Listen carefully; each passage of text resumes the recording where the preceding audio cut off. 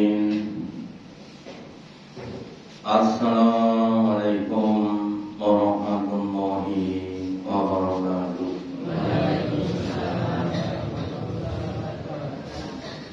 Alhamdulillahilladzi atamana bi ni'matil iman wal Islam.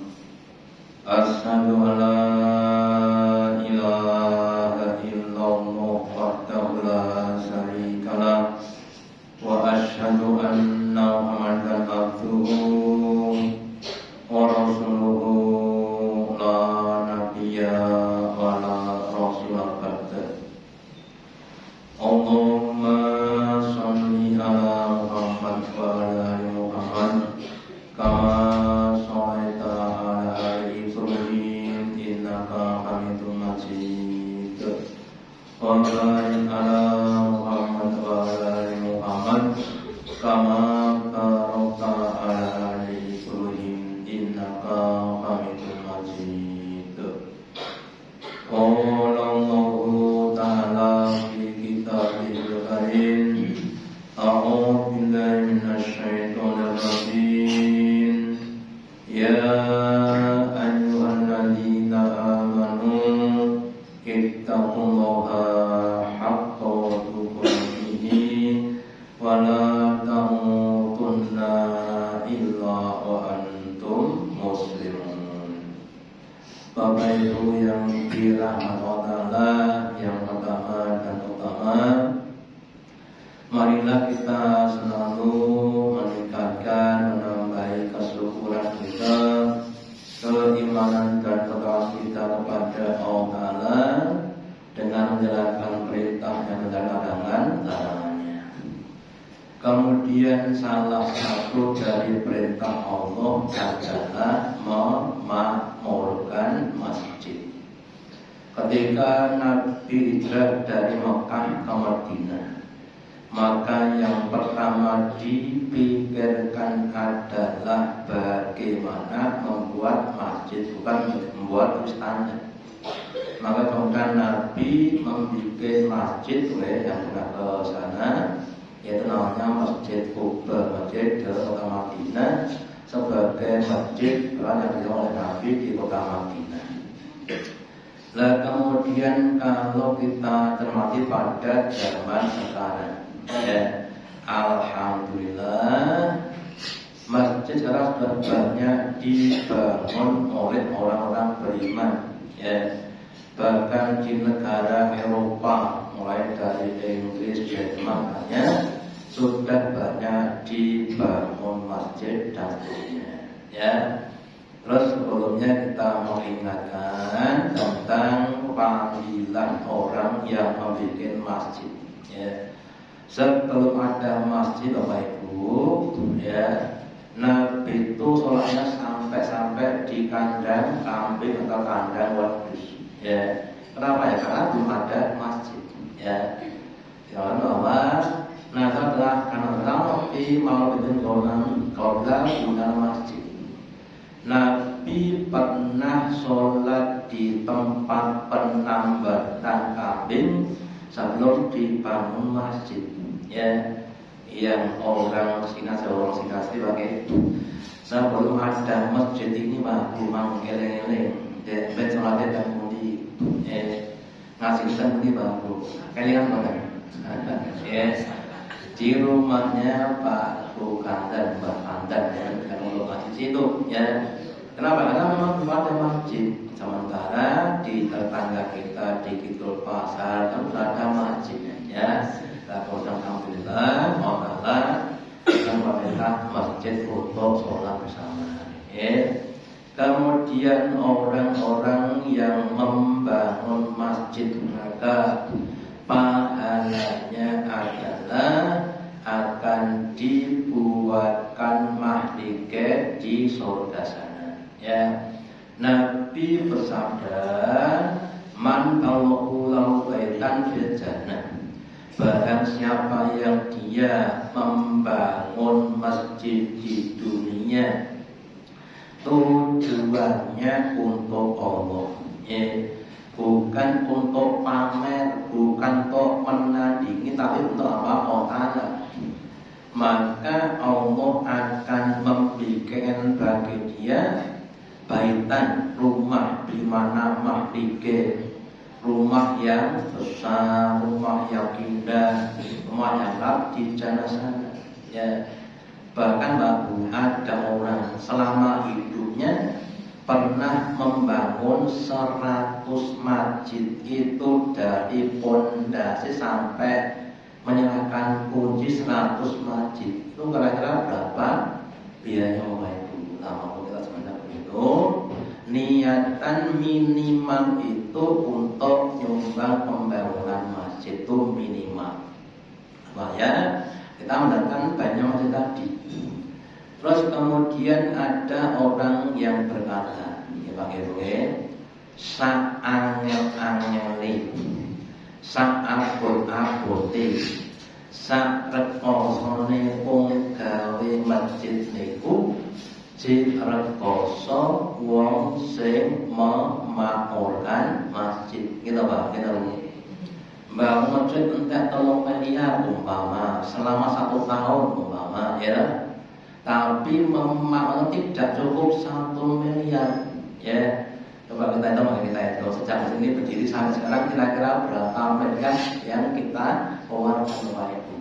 Itu namanya monggo kita berusaha dengan adanya masjid ini, terus bagaimana cara kita untuk semakin memakmurkan masjid, ya. Kenapa? Karena yang mau cuma orang-orang beriman.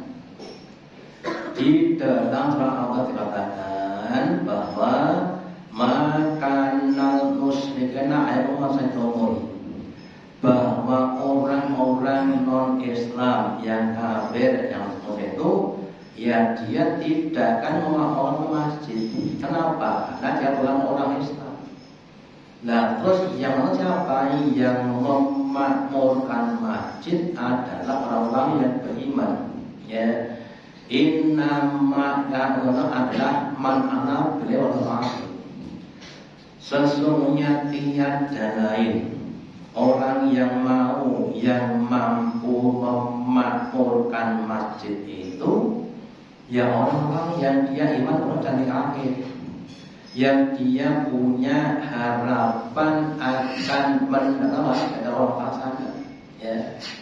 Terus gimana caranya memakmurkan masjid? Yang pertama, al-sholah, ya, dengan cara mengerjakan sholat 5 waktu, ya. Dengan cara kita itu berandan 5 waktu, kalau perlu 6 waktu, ya Pak. Jadi tidak cuma 5 tapi 6.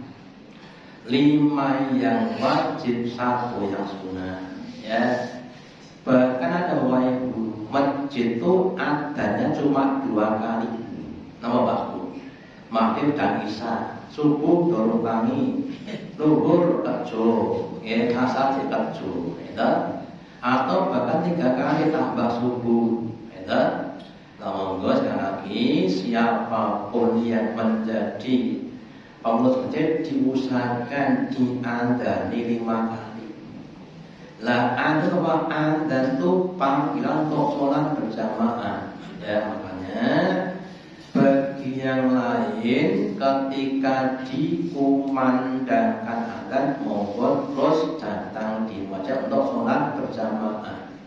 Makanya sampaikan bahwa sholat jamaah itu adalah sunnah huda, ya, sunnah petunjuk, sunnah yang kalau dikerjakan kita akan dapat petunjuk dan petunjuk, ya. Sehingga setiap langkah kita akan ditunjuki oleh Allah, ya. Terus kalau kita cermati Bapak Ibu, alhamdulillah di masjid kita sudah dikumandangkan sholat 5 waktu, alhamdulillah, ya. Terus kemudian sudah banyak jamaah, alhamdulillah, ya. Tetapi apakah cukup sampai di situ, ya? Pas nopo terima Bapak Ibu kira-kira, ya. Maka kemudian dibutuhkan kegiatan-kegiatan pendukung yang lainnya.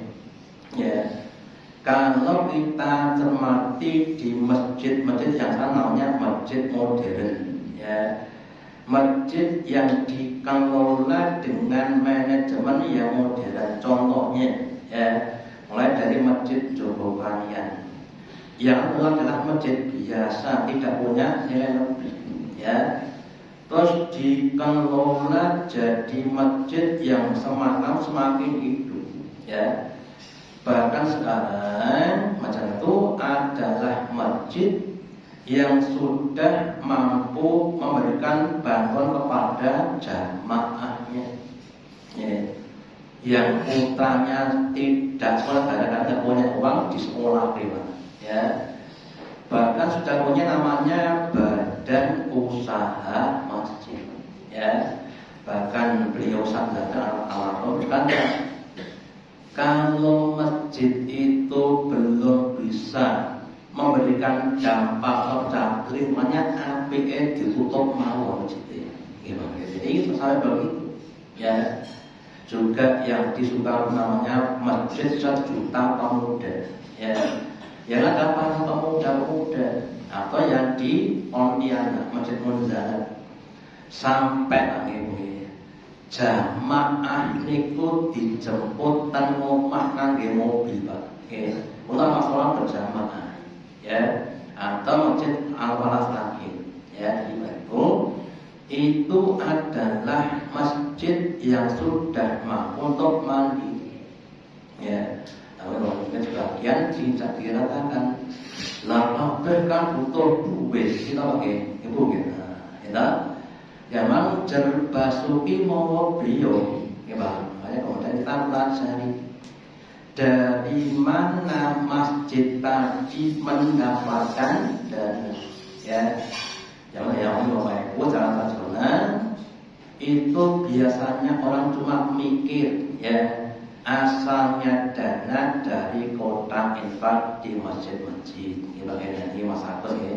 Kira-kira pakai masjid kita ini kira-kira 1 bulan berapa dapatnya? Untuk 1 juta betul bantu. Kita banyak kemudian dipikir, ya, dari mana dapatnya dana tadi, ya. Ternyata waktu itu mereka sudah pandai menggalang dana dengan cara menjual produk-produk kegiatan-kegiatan, ya. Jadi kegiatan di shooting, di foto, di video, nah, kemudian mereka mencari dana, Pak, sampai di luar negeri, ya. Jadi masjid itu sampai satu dananya itu tidak habis-habis, ya. Hanya monggo pada pengurus pertama. Terus bagaimana caranya mendapatkan dana yang lebih besar itu bagaimana caranya, ya. Nah, makanya kemudian Bapak insya Allah besok hari Ahad tanggal 12 Juli di masjid kita ini akan kita adakan seminar, ya. Seminar pemberdayaan dan pemuda, ya. Yang isinya itu adalah namanya Ustaz Irfan Subhi. Dia dari gerakan pemberdayaan masjid, masjid berdaya. Nanti kita bicarakan.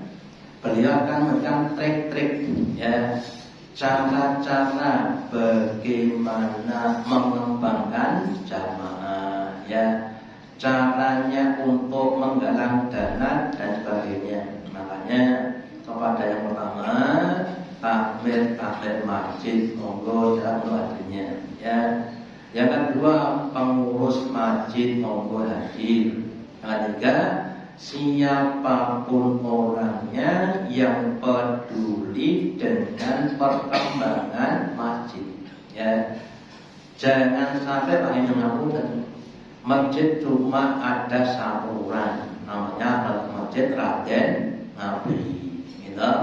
Yo sing ngadan, yo sing sholat, sing umat, sing imam, yo sing makmum, yo sing buka masjid, yo sing nutup masjid. Nah, ya, atau masjid yang stagnan, ya. Pertama cuma itu saja. Ya, saya kita usahakan membuka wawasan baru, menciptakan lingkungan-lingkungan yang memungkinkan kita ini bisa berkembang yang lebih pesat. Ya, sekedar contoh Bapak Ibu sekalian, dan namanya bab masalah pertanian. Ya, di daerah kita terkenal dengan pertanian padi, gitu Pak. Tapi metodenya baik, dan kan itu tuh saja. Sementara di Thailand sudah maju, ya. Sehingga itu kalau ada masjid yang sudah maju, ya, sementara kita belum, monggo tetap belajar ngangsu kamerlu, ya, melihat apa namanya Pak, studi tiru, ya, studi kita untuk bisa meniru apa yang mereka kerjakan, sehingga tidak cuma datang kok kemudian pulang tanpa ilmu, tapi monggo dikembangkan lagi, ya. Jadi nanti diharapkan masjid kita ini akan bisa memberikan dampak yang lebih besar, ya. Bahkan nanti bisa menciptakan namanya lapangan kerja, sehingga kalau kita yang pada Kiai Ahmad Dahlan, ya, seorang pendiri Muhammadiyah, ya, beliau itu ketika mendapatkan masalah di masyarakat tidak cuma didalili, ya pakai wong miskin dikongkon sabar itu apa?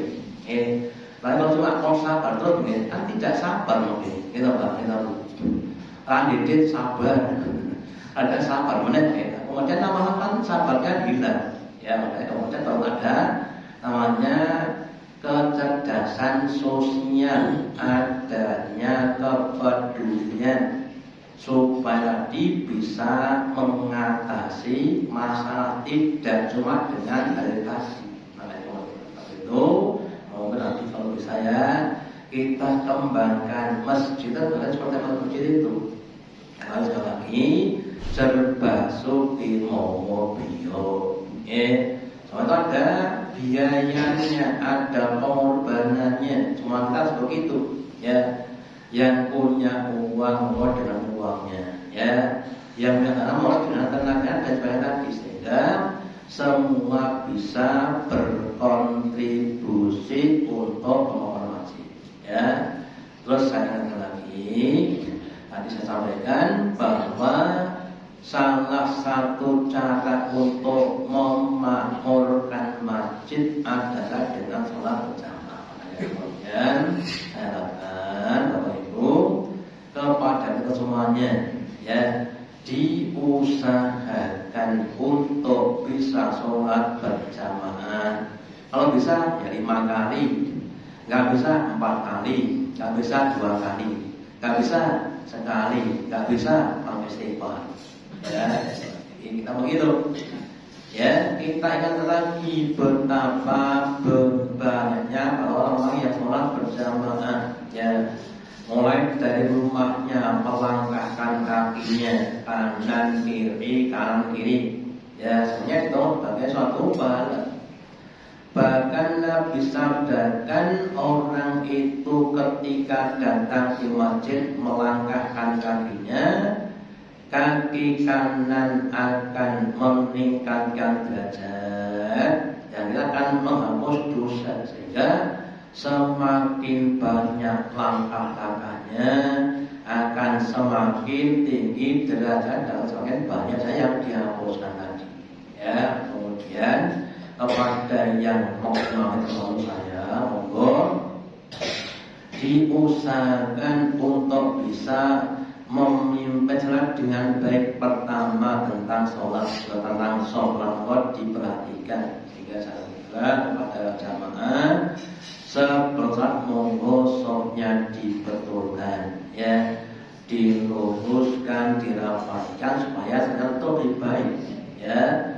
Kemudian yang jadi imam kalau bisa, ya, kalau bisa diusahakan memahami arti dan bacaan sholatnya.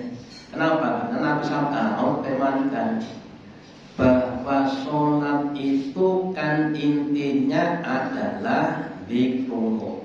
Ingat kepada Allah Ta'ala. Lah kalau kita banyak ingat pada sholat, maka akhirnya lebih tinggi. Kita katakan ketika sholat jamaah sudah selesai, ternyata ada yang dapat pahala cuma 10% atau 10%. Ada yang dapat sampai dan sebagainya sampai setengah. Yes. Lah salah satu indikatornya adalah berapa lama kita ingat ketika sholat. Ya. Lah kalau imamnya sudah ingat, berarti makanya tinggal ikut serta kita benar. Makanya bisa misalkan imamnya yang paham tentang sholat tadi. Ya. Terus kemudian kita lanjutkan. Ya. Yang kedua adalah kita usahakan ya adanya taman-taman surga. Apakah taman surga? Nabi sabdakan ketika kamu melewati taman surga, maka mampirlah sebentar. Terus sahabat tanya, apakah itu taman bermakna adalah mengajar atau majelis taklim? Sehingga kita semua itu di masjid kita ini kita usahakan adanya majelis taklim minimal ya. Kalau bisa sepekan itu semuanya ada. Ini Pak Susan wonten ya. Dari malam Senin sampai minimal pada maghrib itu harus ada pengajian. Yang bisa sampaikan ya, usahakan seperti itu. Nah sekarang ini agak berkurang, utamanya malam Senin dan malam Kamis itu kan mulai berkurang. Makanya mau pada pengurus ya, diusahakan itu dipenuhi semuanya ya. Terus yang kedua, diusahakan kita ini minimal ikut raketan seminggu sepisan, karena mencari sesuatu kewajiban bagi kita ya. Kemudian kalau diadakan majelis taklim, maka akan semakin bertambah dan sebaliknya ya. Kalau nggak tahu saja ilmunya seperti tadi ya. Kemudian kalau nggak bisa bagaimana? Kalau nggak bisa, diusahakan raketan namanya kultum. Kuliah 7 tahun ya. Minimal adanya kultum untuk mengingatkan jamaah ya, dengan ilmu yang dia kepada kita ya. Ini yang kita gunakan adanya kultum. Kemudian kalau nggak bisa lagi adanya nasihat yang lainnya ya. Terus kemudian kalau bisa lagi ya, seperti sama sekarang diberikan berbagai macam fasilitas. Ini Pak Ibu, satu jumatan aku. Tapi gini wow, jelas lagi ngomong beliau ya. Yang saya lihat ya, yang saya tahu dari Ustaz Janji ya. Beliau katakan kalau dari awal masjid itu harus punya namanya data ya.